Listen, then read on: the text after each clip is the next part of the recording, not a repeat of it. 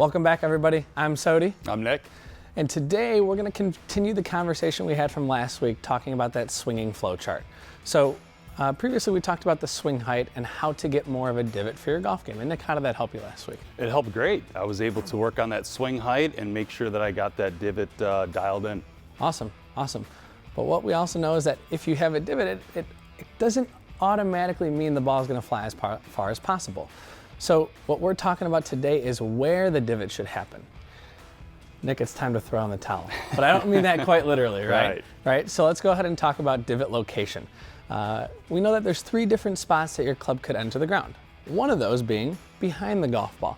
And contrary to what everyone believes, we don't want the club to touch anywhere behind the ball.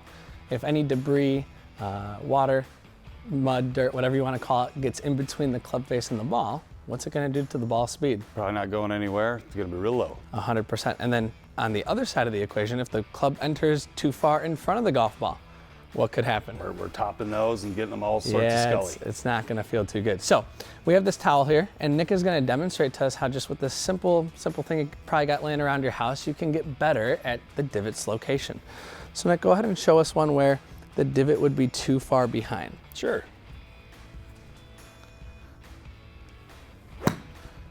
Got it. So you guys can see at home that he touched the towel way too far behind the ball. And how did that shot feel? Very, very gross. Yeah, so what we know on course is that shot's gonna definitely probably not go as far as you expect it to. Not gonna lead to some fun golf out on the golf course. Now, go ahead and show us, Nick, on this next one. Let me straighten out the towel here, where you touch the ground too far in front of the ball. Sure.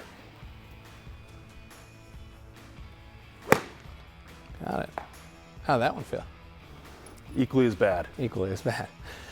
So you can see, similar to last week with the swing height, Nick was able to demonstrate to us that he was very, very skilled in being able to shift his divot from very far behind the ball to very far in front. Nick, where were you putting your attention on those swings? On those swings, I was really putting my attention, on the first one, I had my attention kind of at the ball. Got it. And the second one, I was looking pretty far forward. Got it. So just simply by telling yourself where to put the club, you were able to respond athletically, right? Absolutely. Got it. So for a lot of our students here, where they look on the ground can be great external cues for where the divot's going to follow, right? So, last week Nick was thinking about swinging it high and low. This time he was actually thinking about where on the ground he wanted the club to enter.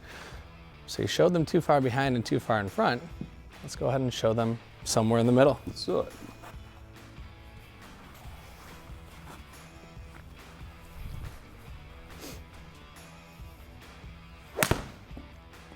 How'd that one feel? It felt great.